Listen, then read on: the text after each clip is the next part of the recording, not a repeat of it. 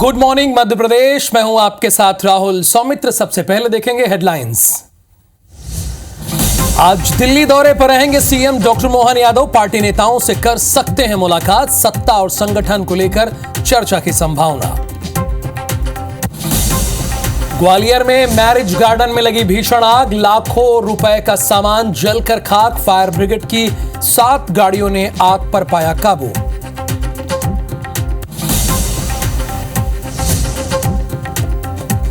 श्योपुर के इटवई गांव में महिला पटवारी से मिसबिहेव। महिला पटवारी को पीटने के लिए दौड़े ग्रामीण। सरकारी जमीन का राजस्व वसूलने गई थी पटवारी। मध्य प्रदेश में बदला मौसम का मिजाज। कई जगहों पर हुई बारिश। अनूपपुर में गिरे ओले। कई घंटों तक बिजली रही गुल।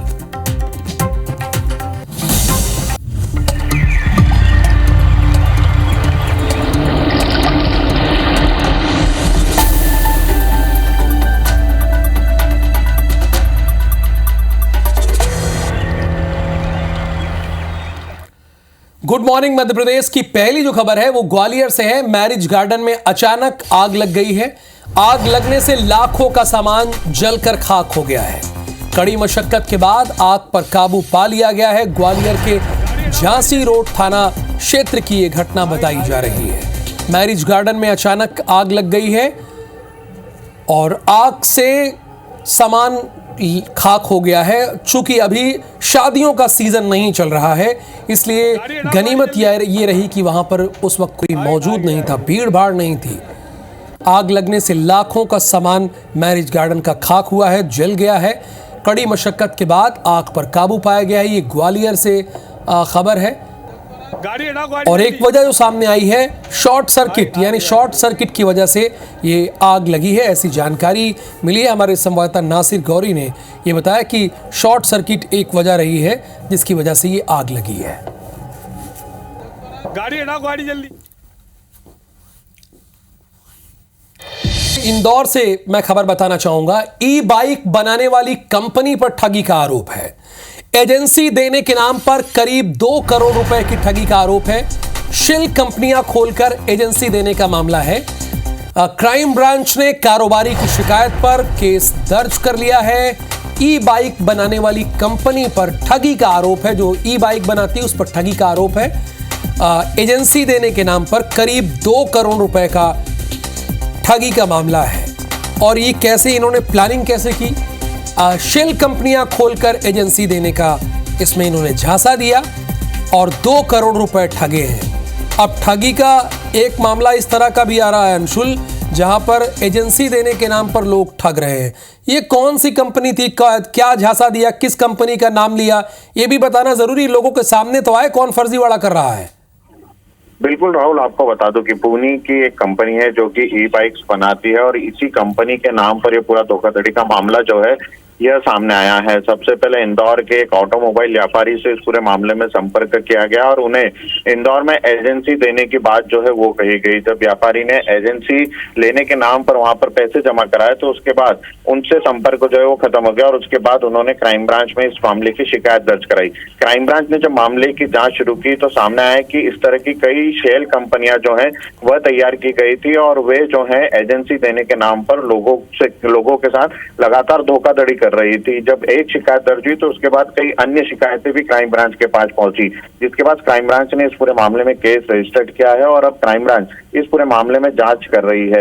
यह भी बताया जा रहा है कि यह एक व्यक्ति के साथ धोखाधड़ी का मामला नहीं है। इसमें यदि मध्य प्रदेश की जो शिकायतें पुलिस को मिली है उसमें यदि सभी में जांच की जाएगी तो आगे कई प्रकार की एफआईआर जो है इसमें शेल कंपनियों के नाम से हो सकती है। हालांकि पुलिस ने फिलहाल पहली एफआईआर जो इस पूरे मामले में दर्ज की है जो कि 1 करोड़ 97 लाख रुपए की, और उसी के साथ अब आगे की जो अन्य शिकायतें मिली हैं उनकी भी जांच पुलिस के द्वारा शुरू कर दी गई है, जिससे कि अन्य एफआईआर होने की भी संभावना इसमें बढ़ रही है। जी राहुल, धन्यवाद इस जानकारी के लिए आपका अंशुल मुकाती। आरटीओ के पूर्व कांस्टेबल सौरभ शर्मा की मुश्किलें एक बार फिर से बढ़ गई हैं। ग्वालियर की सिरौल थाना पुलिस ने सौरभ शर्मा और उसकी मां उमा शर्मा के विरुद्ध धोखाधड़ी की धाराओं में केस दर्ज किया है उप परिवहन आयुक्त किरण कुमार शर्मा के आवेदन पर यह एफआईआर दर्ज की गई है। परिवहन विभाग में साल 2016 में अनुकंपा नियुक्ति के दौरान सौरभ और उसकी मां उमा शर्मा के दिए झूठे शपथ पत्र पर यह एफआईआर दर्ज की गई है। असल में शपथ पत्र में सौरभ के बड़े भाई सचिन शर्मा की छत्तीसगढ़ में सरकारी नौकरी छुपाई गई थी। परिवहन आयुक्त के निर्देश पर दर्ज कराया गया केस अनुकंपा नियमानुसार आश्रितों में से किसी एक सदस्य के सरकारी नौकरी में नहीं होने की स्थिति में परिवार के एक सदस्य को अनुकंपा नियुक्ति देना होता है, लेकिन इसने झूठ बोला। इसका बड़ा भाई खुद सरकारी नौकरी में था, लेकिन इसने छिपा कर रखा था। जी, ये आरटीओ अधिकारियों की तरफ से एक लिखित आवेदन प्राप्त हुआ था, जिसमें उनके यहाँ कार्यरत एक व्यक्ति के बारे में शिकायत की गई थी कि उन्होंने अपनी नौकरी के संबंध में कुछ दस्तावेज और गलत प्रस्तुत किए हैं और कुछ जानकारी छुपाई है। इसी को संज्ञान में लेते हुए इसमें मामला दर्ज किया गया है। मुख्यतः तथ्यों को छुपाया गया है इसमें, और इसमें 2 व्यक्ति शामिल हैं और गलत तथ्यों को पेश करके ये नौकरी प्राप्त की गई थी, उसी की शिकायत। ये कहकर परिवहन विभाग थोड़ी बच सकता है। परिवहन विभाग का भी काम है जांच करना, पड़ताल करना। जिसको आप नौकरी दे रहे हैं उसके बारे में जांच भी नहीं करेंगे, ये कह के बच नहीं सकते हैं। परिवहन विभाग की भी बड़ी गलती है। इंदौर से खबर है, नशे में धुत 2 युवकों ने हंगामा किया है। युवकों ने सर्राफा चौपाटी में हंगामा किया है। महंगी कार लेकर ये दोनों युवक पहुंचे थे। पुलिस के रोकने पर दोनों युवकों ने हंगामा किया। पुलिस ने दोनों युवकों को गिरफ्तार कर लिया। ये बहुत अच्छा काम किया, होना भी चाहिए। चूंकि नशे में धुत थे, दोनों युवकों ने हंगामा किया। युवकों ने सर्राफा चौपाटी में हंगामा किया। इंदौर में सर्राफा चौपाटी सजती है। शाम को महंगी कार लेकर ये दोनों पहुंचे थे। आप महंगी कार लीजिए, सस्ती कार लीजिए, लेकिन जहां पर रहिए अच्छे से रहिए, ठीक से रहिए। कार आपने अपने लिए ली है, दूसरे के लिए नहीं ली है कि आप वहां पर हंगामा करेंगे। पुलिस ने हालांकि दोनों को गिरफ्तार कर लिया। ये बहुत अच्छा काम किया।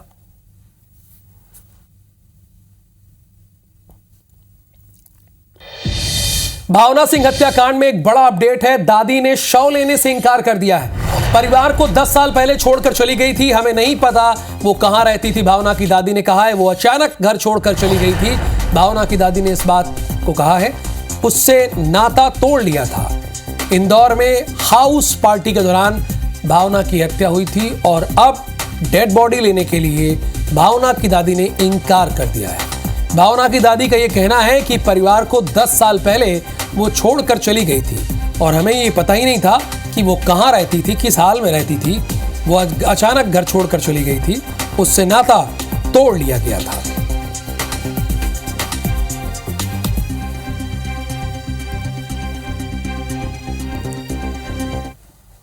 भावना सिंह ग्वालियर में रहती थी। ये वही घर है, लेकिन 10 साल पहले उसने इस घर से नाता तोड़ दिया और वो चली गई थी। दादी से बात करते हैं। दादी उसकी हैं जो जन्ना देवी हैं, मिलिट्री हॉस्पिटल में नौकरी करती थी, लेकिन अब रिटायर हो गई है। घटना हुई है उसके साथ में, कहा जा रहा है दोस्तों के साथ में पार्टी हो रही थी, उस दौरान गोली चली, गोली उसके लग गई और आज उसकी डेथ हो गई, मृत्यु हो गई। मैं क्या बताऊँ सर, कैसे हो गई, कौन था। मैं तो ज़्यादा बात भी नहीं करती थी, सब घर वालों के मारा है। अभी 3-4 महीने बस ये बोला कैसी है मम्मी, बस उसके अलावा और कुछ नहीं।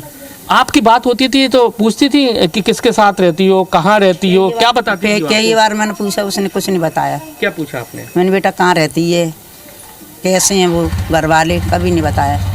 काट देती थी फ़ोन। अच्छा, ये भी नहीं बताती थी कि कहाँ रहती हूँ, किसके साथ रहती हूँ? बार बताया था कि दिल्ली में रहती हूँ। तो अगर उसकी बॉडी आपको दी जाती है तो उसकी बॉडी आप लेंगे या नहीं? मैं नहीं ले रही सर, मेरा लड़का मुझे घर में से निकाल देगा। जब वो जिंदगी पे नहीं बात करने देता था, हमारे पे कौन करेगा, मेरे को निकाल देगा। एक दिन मैं बात कर रही थी तो मेरे मोबाइल तोड़ कर फेंक दिया। मेरा आदमी भी नहीं करने देता बात। वो तो मैंने अपना दूध पिलाया था उसको, मेरे को दूध आ गया था तो मैं 2 बात कर लेती। तो जहाँ पूछने की कोशिश करती सो काट देती थी फ़ोन। तो आप देख सकते हैं ये वही घर है और ये दादी है। दादी ने जिस तरह से उसका पालन पोषण किया था, लेकिन जब वो किसी के साथ चली गई थी तब से वो नाराज़ थे, परिवार के लोग नाराज़ थे। लेकिन जब भी वो उससे बात करते थे, लेकिन वो बताती नहीं थी किसके साथ रह रही है, कहाँ रह रही है। कह रहे हैं कि जिसने भी उसके साथ में ये किया है, यानी कि उसकी हत्या करने का काम किया है, उनके खिलाफ सख्त कार्रवाई की जानी चाहिए। कैमरामैन राजकुमार कुशवाहा के साथ नासिर गौरी, IBC 24 ग्वालियर। अब खबर सीधी से है। सामूहिक नकल वीडियो मामले में एक नया मोड़ हम आपको बताने जा रहे हैं। शिक्षा विभाग कर्मियों की जांच रिपोर्ट बदलने के आरोप लगे, यानी शिक्षा विभाग के कर्मियों ने रिपोर्ट को बदला है। जांच कमेटी पर सवाल खड़े हुए हैं। डीईओ ने दोबारा जांच और दोषियों पर एफआईआर कराने के आदेश दिए। दोबारा जांच की बात आ गई है और फिर से नए सिरे से एफआईआर दर्ज कराने की इसमें बात आ रही है।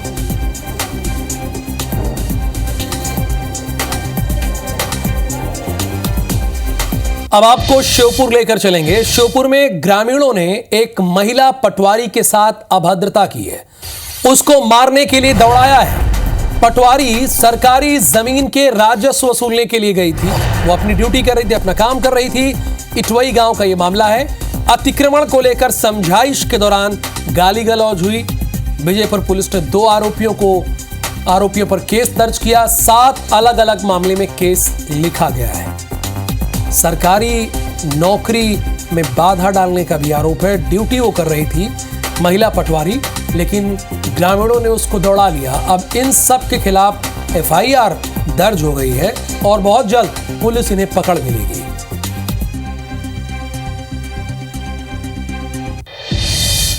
अब आपने मंगाया हो, सोचिए वेज बर्गर मंगाया हो, लेकिन आ गया हो आपके पास नॉन वेज बर्गर, यानी आपने वेज बर्गर का ऑर्डर दिया लेकिन आ गया नॉन वेज। ये ऐसा ग्वालियर में हुआ है, जहां पर एक युवक को ऑनलाइन ऑर्डर करने पर वेज की जगह नॉन वेज बर्गर मिल गया है। जब पैकेट खोला तो वेज बर्गर की जगह पर उसे नॉन वेज बर्गर मिला।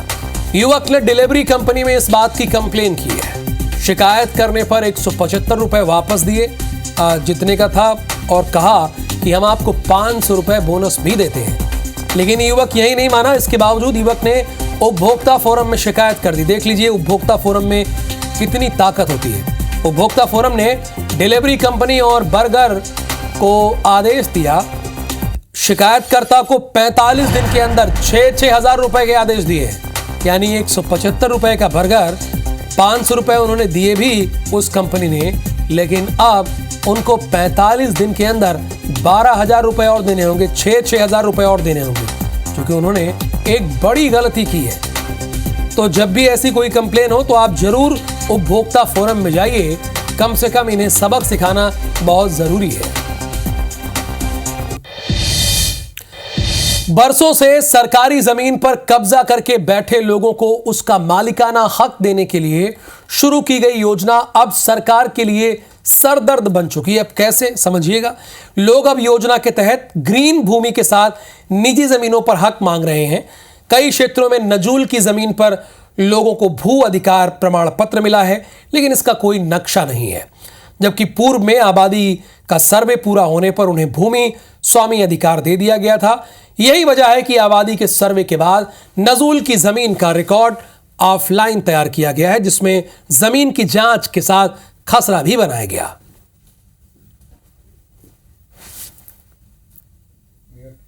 ऐसी भूमियों पर है जिस पे न्यायालय है, जैसे कुछ सीलिंग की भूमि है जो न्यायालय में है, उन पर भी लोगों ने आवेदन लगाए हैं। जल से लगी हुई भूमि है वहाँ नहीं देना है, रोड की भूमियाँ हैं वहाँ नहीं देना है, किसी अन्य विभाग की भूमियाँ हैं वहाँ भी पट्टे नहीं देने हैं। नियम जो हमारा नजूल निवर्तन नियम है 2020 का, उसके तहत जो परमिशन जो योग्य है उनको पट्टा दिया जा रहा है। खबर सतना से है। सतना के मझगवा सामुदायिक स्वास्थ्य केंद्र में भटकते कुत्तों का आतंक मरीजों और राहगीरों के लिए परेशानी बनती जा रही है। शुक्रवार के दिन कुत्ते ने बच्ची समेत 5 लोगों को काट लिया और उन्हें घायल कर दिया।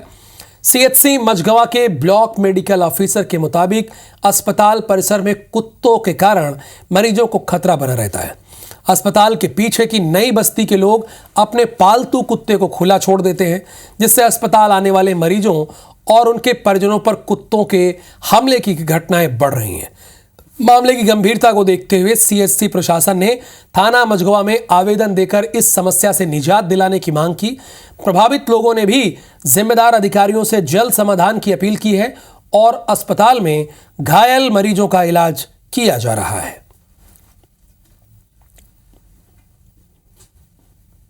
जानकारी के अनुसार पता चला कि पीछे नई बस्ती में किसी के घर में वो कुत्ता पालतू है और वो बार बार आके यहाँ पे लोगों को काट रहा है। इसकी सूचना पुलिस थाने में अभी दी गई है और कार्रवाई के लिए बोला गया है। पास पूरे एरिया के लगभग 4 से 5 मरीज आ चुके हैं जिनको कुत्ता काटने का इंजेक्शन हम लोगों ने अस्पताल से लगवाया है। आज दिल्ली जाएंगे सीएम डॉक्टर मोहन यादव। दिल्ली में सीएम पार्टी नेताओं से मुलाकात करेंगे। आला नेताओं के साथ सत्ता और संगठन पर चर्चा संभव है। आज यानी दिल्ली जा रहे हैं chief minister doctor Mohan Yadav और इस दौरान सीनियर नेताओं जैसे कि जगत प्रकाश नड्डा जो कि भारतीय जनता पार्टी के प्रेसिडेंट हैं, वो और उनके साथ अमित शाह से उनकी मुलाकात हो सकती है। आज दिल्ली जाएंगे सीएम डॉक्टर मोहन यादव और इस दौरान उनकी मुलाकात पार्टी के सीनियर नेताओं से हो सकती है। अमित शाह से हो सकती है जो कि केंद्रीय गृह मंत्री हैं, जगत प्रकाश नड्डा से हो सकती है जो कि भारतीय जनता पार्टी के राष्ट्रीय अध्यक्ष होने के साथ साथ केंद्रीय मंत्री भी हैं।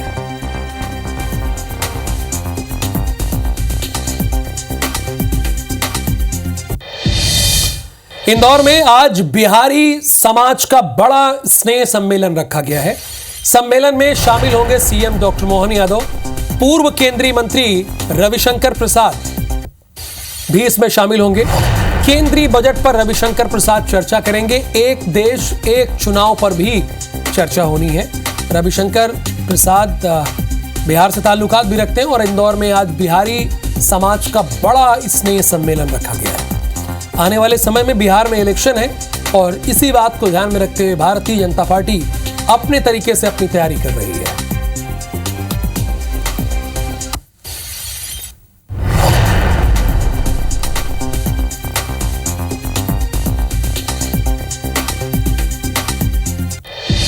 मध्य प्रदेश विधानसभा में प्रश्नकाल शुरू में कांग्रेस विधायक विजय रेवनाथ चौरे ने सीएम हेल्पलाइन में दर्ज शिकायतों का मुद्दा उठाते हुए जानकारी मांगी।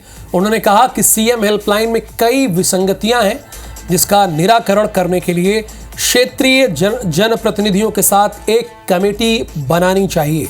इसके जवाब में राज्य मंत्री राधा सिंह ने कहा कि वर्तमान में सीएम हेल्पलाइन में कुल 5,64,440 शिकायतें हैं।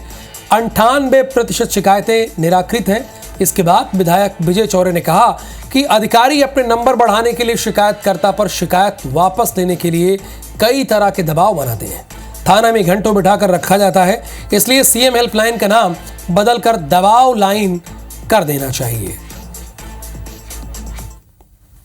10% काम हो रहे हैं, प्रशंसा की मैंने, लेकिन 90% काम नहीं हो रहे हैं। अगर मान लो अधिकारियों के बस का काम नहीं रहा तो वो दबाव बनाते हैं कि उठा लो, ऐसा कर लो, वैसा कर लो, ये नौटंकी करते हैं। तो जिसके कारण जो है वो सीएम हेल्पलाइन जो है वो धमकी हेल्पलाइन हो गई। अब इसका दुरुपयोग हो रहा है तो हम तो लोगों से निवेदन यही करेंगे कि आपके दुरुपयोग करने से जिनको उसका लाभ मिलना चाहिए वो भी वंचित हो जाएंगे। उनके बारे में भी धारणा अच्छी नहीं बनेगी, उनको भी न्याय मिलने में देरी होगी। ये आप उनके साथ अन्याय करें। रमजान का महीना चल रहा है, इस बीच रोजा इफ्तार पार्टी भी चल रही है। इंदौर में बीजेपी ने रोजा इफ्तार पार्टी के आयोजन से इनकार कर दिया है। इंदौर में बीजेपी के नेता ने साफ कह दिया कि बीजेपी की तरफ से रोजा इफ्तार पार्टी का आयोजन नहीं किया जाएगा, जिस पर कांग्रेस ने पलटवार कर दिया। रोजा इफ्तार पार्टी पर बयान देने वाले नेताजी इंदौर नगर भाजपा के अध्यक्ष हैं। असल में भाजपा नगर अध्यक्ष सुमित मिश्रा से जब ये सवाल किया गया कि क्या कांग्रेस की तर्ज पर बीजेपी भी रोजा इफ्तार पार्टी का आयोजन करेगी, तो इस पर उन्होंने सीधा जवाब दिया कि बीजेपी रोजा इफ्तार पार्टी का सवाल ही नहीं उठता है। इसका सीधा जवाब है नहीं होगा। शहर अध्यक्ष के इस बयान को लेकर कांग्रेस का कहना है कि सबका साथ सबका विकास की बात करने वाली बीजेपी की हकीकत एक बार फिर सामने आ गई, जबकि तत्कालीन प्रधानमंत्री अटल बिहारी वाजपेयी भी पीएम हाउस में रोजा इफ्तार पार्टी का आयोजन कर चुके हैं। नहीं होगा, सीधा ही सवाल है, नहीं होगा जवाब। बीजेपी के नगर अध्यक्ष सबका साथ और सबका विकास नारे को दरकिनार करते हुए खुलेआम ये बोल रहे हैं कि रोजा इफ्तियार कभी नहीं होगा। अटल बिहारी वाजपेयी जी ने 2 बार रोजा इफ्तियार पार्टी प्रधानमंत्री कार्यालय में की थी।